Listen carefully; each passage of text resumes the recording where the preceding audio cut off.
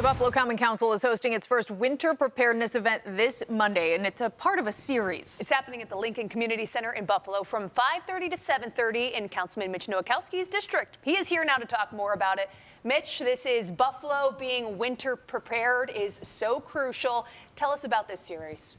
Yeah, so if you're living in the city of Buffalo, you know if you're watching the news, we can go from sunshine to rain to then a blizzard really quick. And so we need to get prepared. So the first is we have over 30 participating vendors from National Fuel, Wegmans, you name it, Highmark. People are coming in to make sure that we're all prepared as a community. So these kits that you can make yourself and design it basically to your needs. If you need something for your car, if you need something for your elderly parent, if you need something for your kid, if they go to school or stuck somewhere, you could basically tailor it to your needs. Because we're learning a lot, after post-blizzard and these extreme weather events, that we just have to be prepared, and that's how we stay safe. But there's going to be a multitude of things there, and especially getting the flu shots and COVID shots.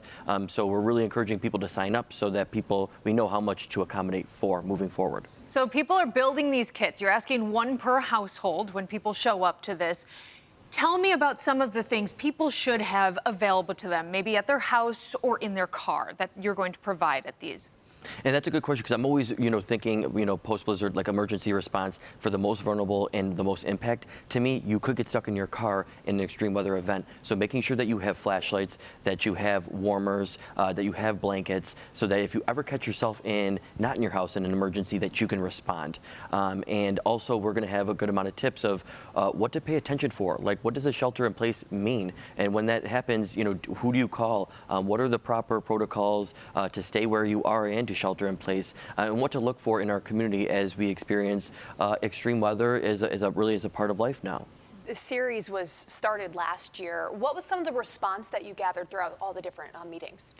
From what I learned from going to mine was what exactly people needed, and it seemed that people just didn't have access to more kits that we're responding to, like blankets and flashlights that are portable, and things that could be brought with them instead of just grabbing random items throughout your house and putting them in a bag and hoping that that's what you need.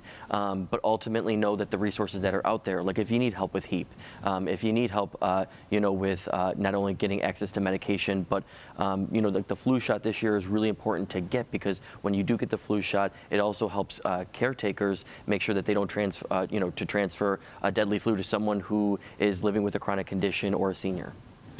Over 40 of our neighbors died in that horrible blizzard a couple years ago. This is one of those things that came from that. Seems like the city's taking this more seriously. What else can we see ahead of a major snowstorm in our future?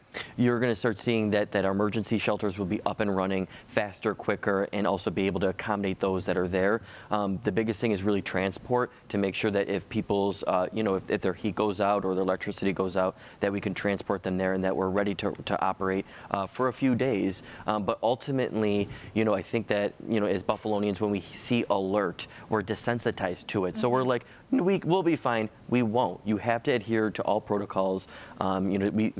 Oftentimes we think emergency management is just for our Florida friends that are dealing with extreme weather. We deal with it here too. So it's always to be better safe than sorry.